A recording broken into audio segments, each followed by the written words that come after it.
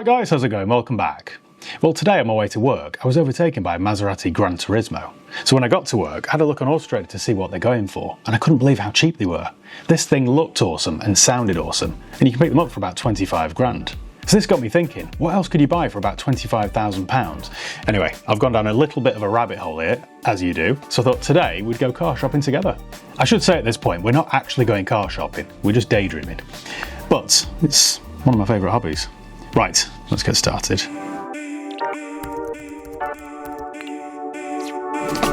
Okay then, right, hop onto Autotrader then, my favourite website. We'll start alphabetically. Abarth, Alfa Romeo. How much are 4Cs these days? I bet they're still expensive actually. Yeah, okay, forget that then. The biggest bargain at the moment has to be the DB9. I saw one on Heel and Toe. If you don't follow Heel and Toe on Instagram, then check them out. They've always got loads of interesting cars for sale. But Christian at Heel and Toe advertised a DB9, I think it was a 2005 with like 62,000 miles on the clock. And it was for sale for something like 21,995, and I just couldn't believe how cheap they were. So we'll have a quick look on DB9s. I've never owned one. In fact, I've never even driven one. But I do fancy one. Here you go, look at this. Right, the first four then are £21,000 or under. It's so much car for the money. So I think if you had a budget of about £25,000, you get yourself a really nice one. Before I get carried away though, running something like this will be very expensive. I'm not talking about fuel and tax and insurance. I just mean maintenance, servicing costs, things like that. So it might be better if you've got a £25,000 budget to try and buy one for 20 or 21 and keep a few grand back. I've got to get one of these on the channel. Right, this one for example, this is a 2005 54 reg. It's only done 42,000 miles and it's for sale for a touch under 25k. I quite like them in silver as well. I think it looks really clean. I mean, look at that. Sometimes silver cars can look a bit bland, a bit boring, but that looks really classy. Even the interior hasn't dated too bad, you know. This is like Ford era Aston, so I've noticed some Land Rover and Volvo mirror switches and window switches. Such a pretty car. And yeah, 42,000 miles. You shouldn't have much trouble with that, should you? Really, touch wood. So tempting. That's something else to point out. Here in the UK, if you get one that's pre-2006, pre the end of March 2006, then the road tax is only £430 a year, not £730. So that's not even prohibitive either, is it? That looks nice in black. So this is a 2008. I would have thought in terms of reliability, it wouldn't, I know I run a fleet of old Range Rovers, but that wouldn't really put me off. And I say that because it's not really complicated. You've got a big engine, yes, and I believe to change the coil packs and stuff is quite a big job. But I mean, how often are you doing that? You're not going to do that very often, are you? But apart from that, you've got a regular old automatic with a torque converter. I think it's quite a, you know, fundamentally, I think it's quite a simple car. That's so pretty. That's even got a cool reg on it. See, I prefer that one because it's got the nice black interior. Look at the key fobs, same as you get on a Volvo. I mean, none of that matters really, does it? Yeah, I want one of those. Okay, right, enough daydreaming at Aston. What else can we get? See, you could get a DB7, but they're too old now, and I wasn't overly impressed with that one that I had. Sounded good, but that was about it. It just felt like it'd been made in a shed. Vantage, you could get a Vantage. But personally, I prefer a DB9, I just think they look better. They're about the same price, so I'd rather have a V12 than a V8. So that is a 4.7 litre V8, done 50k on an 09 for 25 grand. Does look good, actually. The thing that I kind of actually prefer about the Vantage is, because they're a bit smaller, they look a bit stockier, a bit chunkier, a bit beefier. But yeah, no, personally, I think I'd rather have the DB9. Okay, what else then? While we're still on A, I wonder if you get an R8 for that sort of money. I wonder how much they are these days. You know, I was offered one about a year ago for, I think he wanted 28 grand for it. And I agreed to buy it even though I couldn't afford it at the time. I just thought, I'm going to find the money for this. He'll definitely make good content. And then he went cold. He just, I don't know, never heard from him since. So Audi R8, let's have a look. So yeah, 27 grand. That's quite a cool car, isn't it, for 27 grand? They look really cool. I think they came out in 2007, so that's an early one. But it's still a proper head turner. It looks more interesting than the Aston, but I think the Aston's definitely prettier. That one looks more like a supercar, whereas the Aston looks more gentlemanly. Yeah, and of course the Aston's a bit more practical because you get a proper boot. Whereas in the boot of the R8, you just get a 4.2 litre V8. The only time I've ever driven an R8 was at the SMMT day, this time last year actually, and I drove it around the Millbrook, what do they call it, Millbrook? Yeah, the bowl though, is it the bowl there? I drove it around the bowl there at Millbrook, which was quite cool. It was actually, I think it was Matt Watson's old press car. I think it was a V10 convertible, green with a tan interior. That was really cool. I think, to be honest though, in terms of reliability and running costs, I think you'd be better off with an old Aston than the R8. And the reason I say that is I think the R8's more complicated, especially if you go for the automatic, because it's like a semi-auto. If you can find a manual R8, then yes, go with that. But yeah, given the choice, I think the Aston would be, I'd have more confidence with it, to be honest. What else then? BMW i8. Could you get one of those for that sort of money? Last time I looked, these were about 30k, so I bet they've dropped. Oh wow, 22k, 25k. That's a lot of car really, because, I mean, the good thing with the i8 is you get really sensible running costs. So if you don't know much about the i8, I did a video with it a couple of years ago. So if you don't know much about the i8, I did a video review of one a couple of years ago now. But it's like a petrol plug-in hybrid. So you get a 1.5 litre 3-cylinder petrol engine, which basically I think acts as a generator to put power back into the batteries. And people at the time kind of slated this car, but I really liked it. It's not the most, in fact, it's not practical at all. You get this horrible big sill here, so it's quite difficult to get in and out of. And you get these sort of like, what do you call them, gull wing doors? It's a bit ostentatious, isn't it? But on the bright side, it's cheap to tax, cheap to run, it's really good on fuel, it's quick enough, it's certainly interesting. Yeah, I mean, that's not a bad idea, is it, for £25,000? Okay. So that's the BMW offering then. What else? Oh, Miss Bentley, right, let's have a look at Bentley Continentals. Now, Bentley Continental GTs, as you've seen on the channel, are quite cheap. I bought one recently for just £5,000, which I would not recommend you do. But for about £20,000 or £25,000, you'll get yourself a really nice one. So if we look at the Continental, I wonder if you get a facelift for that. Maybe not. The good thing about the Continental GT is you get a really powerful car that's very quick, but also very luxurious. These are so cheap, aren't they? 8 grand and 10 grand, 10 grand. Oh, look at the state of that one. Hideous.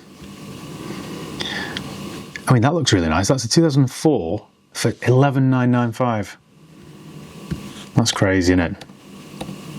That looks really classy, really original. How is that £12,000? The thing you've got to be careful of with these are they're not the most reliable. They're incredibly thirsty.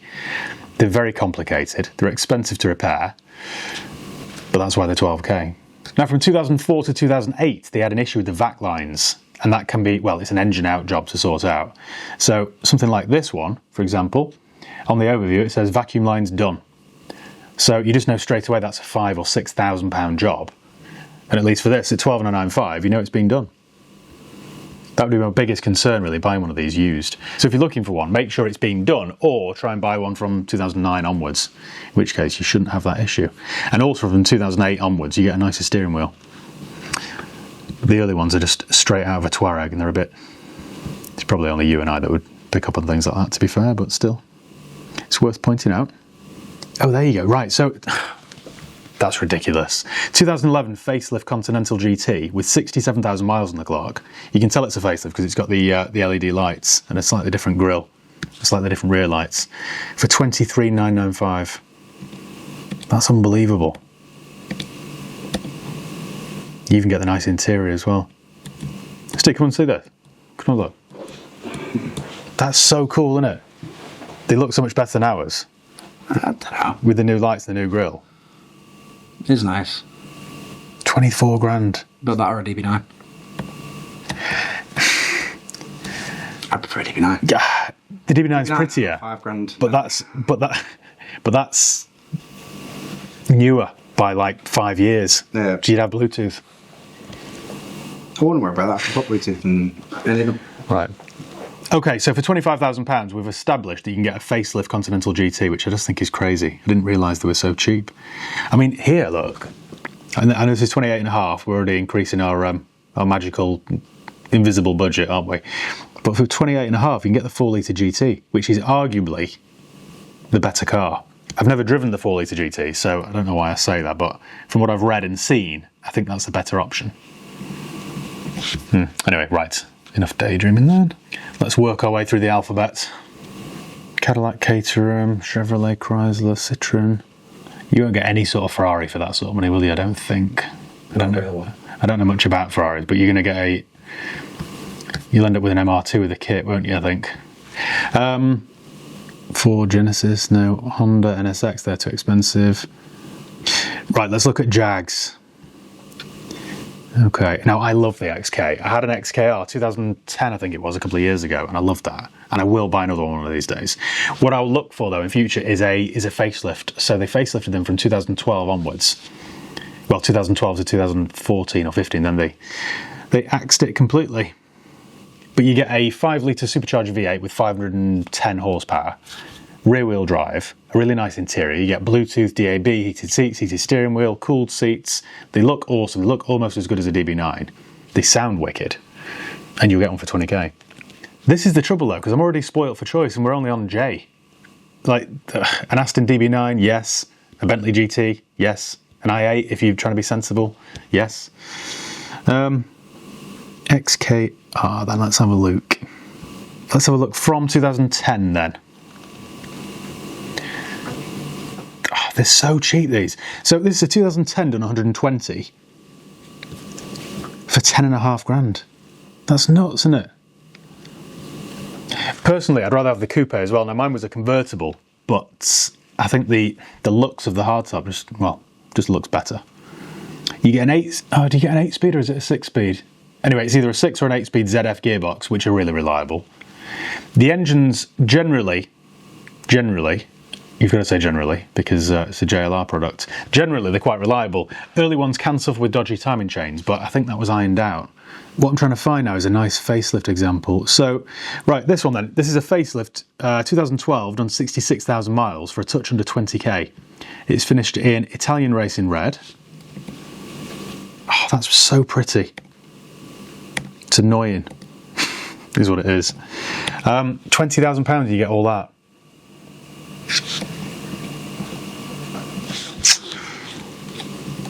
I also really like the interiors. Seats are really nice. They're not a hardcore sort of, you know, sports car. They're just a nice cruiser. Oh, that's a nice colour. That's really pretty, actually, isn't it? Okay. This is an annoying game, you know, because I don't know which one I'd pick. XK. Oh, can you get an F-Type? But you can get an F-Type for this sort of money. F-Type, right. Now, I don't know much about the F-Type. I borrowed one for a video once, a 3-litre V6 convertible. And again, I think the hardtops are prettier. Oh, there are plenty here for less than 20k, though. That starts to look really attractive, doesn't it? Really appealing. I mean, look at this one. Supercharged fun for under 20k. So it's a 2015 64 reg, done 43,000 miles. It's the 3-litre V6, which sounds wicked. It's not as pretty as the XK, though. I don't care what you say. That's a good photo, isn't it? It looks like my dad's taking it. Fingers all over the lens. The upside with the F-Type is that you get a much more modern interior. Now, I've said this many times, because I'm dull, but they should have ran the XK for another couple of years with that interior, just to modernise it. But they didn't. Before we move on to another letter then, I must say a big thank you to today's video sponsor, Surfshark. Now, if you haven't heard of Surfshark, they're a VPN service provider. If you're ever worried about hackers, data leaks or region locks stopping you from accessing your favourite content, Surfshark has you covered. Here's what makes Surfshark stand out. Firstly, it encrypts your internet traffic, keeping your data safe from prying eyes. Whether you're working on public Wi-Fi or you're simply shopping for car parts online, Surfshark will keep you safe. Plus, with Surfshark, you can browse anonymously, preventing advertisers from tracking your every move. But that's not all. Surfshark lets you bypass region locks so you can watch content that might be restricted in your country. Do you fancy streaming a car documentary that's only available overseas? Well, that's no problem. Just switch your location with Surfshark. The other good thing about Surfshark is you can use it on an unlimited number of devices. You can use it on your phone, your smart TV, your tablet, whatever you like. And the best part is Surfshark's very affordable. If you use my link, which is surfshark.com/highpeakautos, you'll get an extra 4 months totally free. It's the perfect time to secure your online presence and enjoy a safer internet experience. Right, well, thank you, Surfshark, for sponsoring today's video. On to the next letter. So we were with J, and where should we go now? Jaguar, Jeep, Jensen, nope. In my dream car garage, by the way, I would have an Interceptor, but you can't get one for 25k. Let's just, while we're daydreaming, let's just have a quick look, shall we? Because I think these are really cool. This is £50,000, but that is the coolest car ever, isn't it? Yeah, I think it's a 7.3 litre Chrysler V8, so they sound awesome. Look at those seats. Anyway, right, back to the game in question. Okay, you can't buy any sort of Lamborghini, I don't think, for that sort of money. I don't think. I don't know. I don't look at this sort of tat, to be honest. No, they're too expensive. You see, I get more excited over an old Jag XKR than a Lamborghini. Lancia, Land Rover, Lee Francis. Oh, Lexus. Okay. What do they do? You get the RCF. Now that's sort of the thinking man's choice, isn't it? So it's an RC, which is quite a good looking coupe, but the RCF has a 5 litre V8. And because it's made by Lexus, it'll just never break, ever. Oh wow, they're cheap. 20k you're talking for a 2015 with 90,000 miles on the clock. It's not the nicest of interiors, is it? But it's a Lexus, so you kind of, it's that trade-off, isn't it, between reliability and, you know, driving the car you want. They sound awesome, and it'll go well, and like I say, it'll be very reliable. This is like a head over heart choice, isn't it, really, or a heart over head decision. If you want something fun, but you don't want to be completely reckless, this is the car to have. You see, I love the LC, the big 5 litre coupe, but you won't get one of those for 25k. The good thing with the RCF is they're quite rare. If you own one, I mean, they're only 17 for sale. If you own one, you're in quite an exclusive club. This one's only done 54,000 miles and it's 23 grand. It's a cool car, that, you know. I like that. I imagine the ride's very stiff. LC, how much are they these days? Oh, they've dropped a lot. See, I wouldn't want, they're still 50k though. I wouldn't want the hybrid. They do a 3.5 hybrid, but what you want is the 500 V8. I was so impressed with this. I did a review with I think it was like a dark sort of metallic red colour a few years ago. I loved it. It's got a 10-speed automatic gearbox. I expected it to be really sort of soft and slushy, and it wasn't. It was quite potent, really. Cool car, that. Okay, down to... oh, we're on M. Let's have a look at Mercedes then, shall we? Now, you'll get an S-Class Coupe, which I adore. There's really so much choice, isn't there? Because I've gone straight past Maserati, which was the whole point of this video, wasn't it? The GranTurismo that I saw this morning.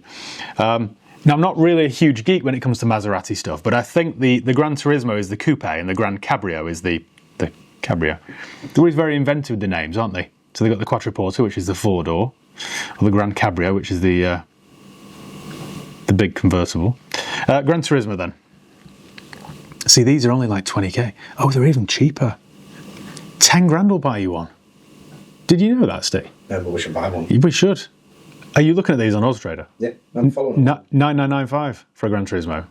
It's the cheapest one. So this one then, for example, this is the cheapest GranTurismo in the UK. It's in Bracknell.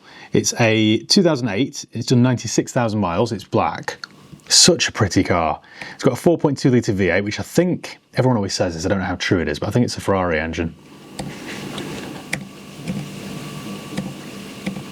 It's what people with a Maserati GranTurismo say to people to try and impress. Oh, it's a Ferrari engine. But I think there is some truth in that.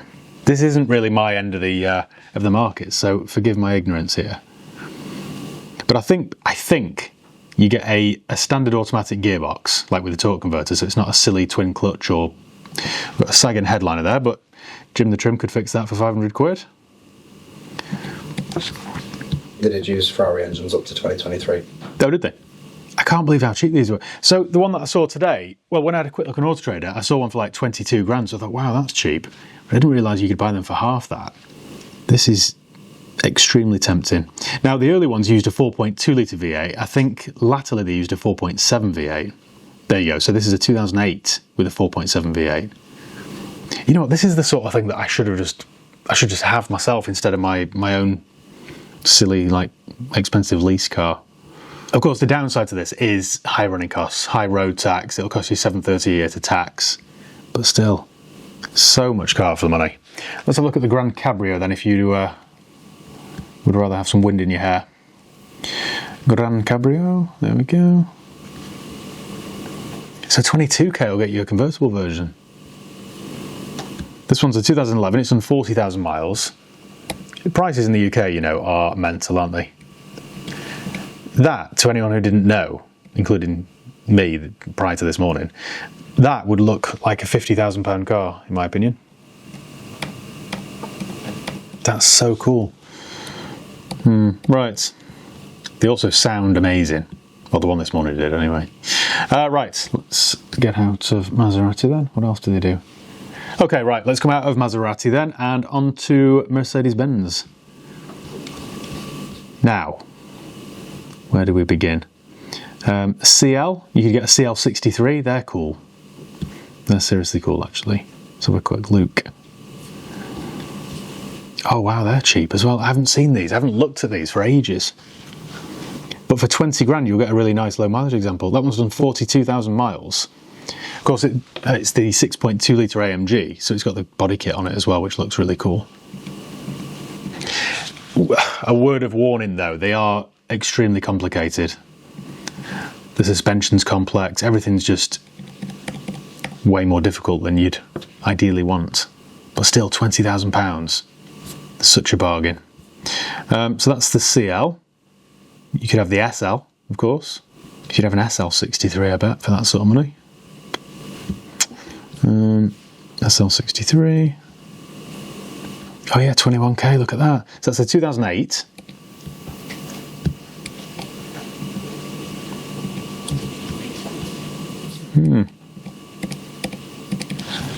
That's cool as well. There's so much choice here, you know. I think given the choice, I think I'd probably rather have the Maserati, just to stand out from the crowd a little bit. What else could we get? Let's have a look at S-Class coupes. I'm not sure how much they're going for these days. Last time I looked, they were about 35, 38. 25 grand. I knew they'd have dropped. I mean, granted, this one's done 94,000 miles, but still. So it's an S500 coupe, which is a 4.7 litre, I think the twin turbocharged. That's awesome. £24,970. This is basically the new CL. So I think it was sort of 2013, 2014, they stopped calling it the CL and replaced it with the S-Class coupe. Don't laugh, but that looks like, from the side angle, the profile looks like a Renault Laguna coupe, which is a compliment, by the way. You also get a nice modern interior. And also, don't laugh now, but I think the S500 won't be too bad on fuel. It's a 4.7 litre V8, but let's look at this, running costs. Tax is $395 per year. So, well, its average fuel consumption, according to this, is 33 miles per gallon. I take that with a pinch of salt. I think you could knock off 10%, 15% easily, but you're talking sort of late 20s, so it's not as bad as you'd think. The other thing to mention with that is, of course, it's only £25,000 and it was once £125,000. But don't think that that's it for depreciation. It will continue to drop. So if you buy one today for 25 grand, in a couple of years' time, it'll be worth 12 or 14. It's just the way they go. Let's move away from M then, down to Nissan. How much are GTRs? Will you get a GTR for 25 grand?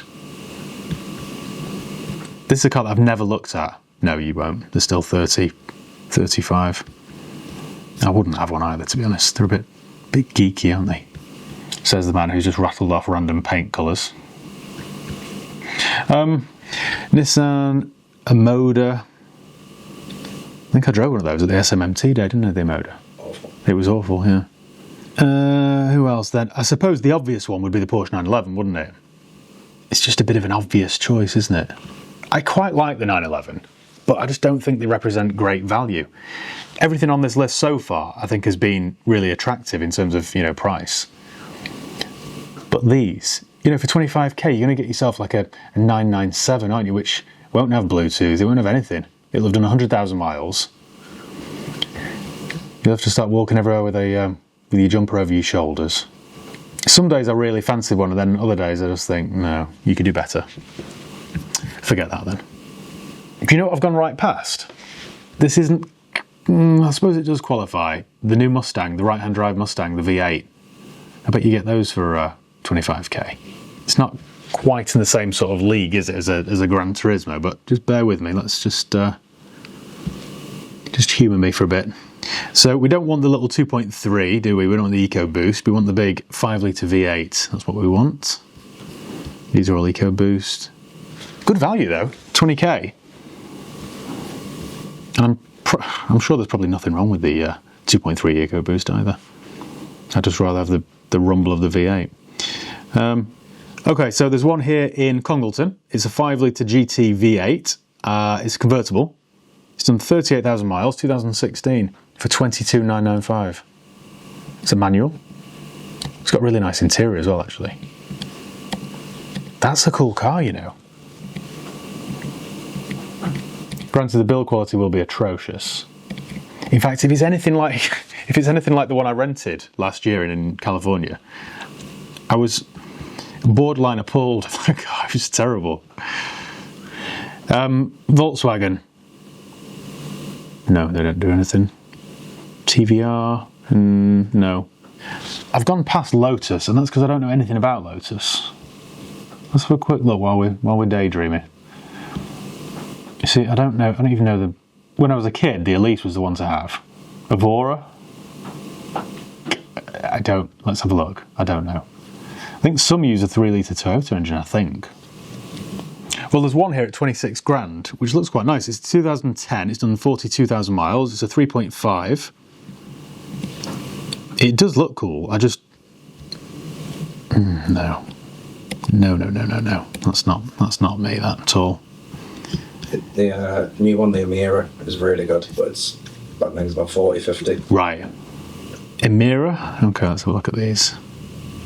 Oh, that's the one that looks like a Ferrari, doesn't it? That's still 60k. Okay, forget that one.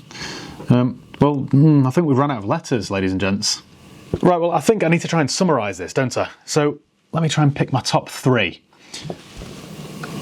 Straight away then, Aston Martin DB9. I think if you can get a nice one for like £22,000, go and check out that one on Heel and Toe's website. What else? Definitely the Maserati, the GranTurismo, because I think for £20,000 you can get yourself a fairly modern, nice V8 Italian sports car, supercar. That's definitely worth looking at. The third one then, I was going to say Bentley Continental GT facelift, but I've just suddenly remembered the Jaguar XKR. And I think I'd have the XKR. Be cheaper to run, bit more reliable, less to go wrong, prettier, arguably. Yeah, XKR. So that's my top 3. Let me know in the comments below though which ones you'd pick, or if there are some there that I've forgotten about. I don't think there are. I think we've covered all the bases there, but if there are, then do let me know. Well, as always, thank you once again for watching. Make sure you give the video a thumbs up if you enjoyed it. Make sure you subscribe if you haven't done already. You can follow me on Facebook, Instagram, Twitter and TikTok. I'll leave the links below. And yeah, cheers guys. See you in the next one.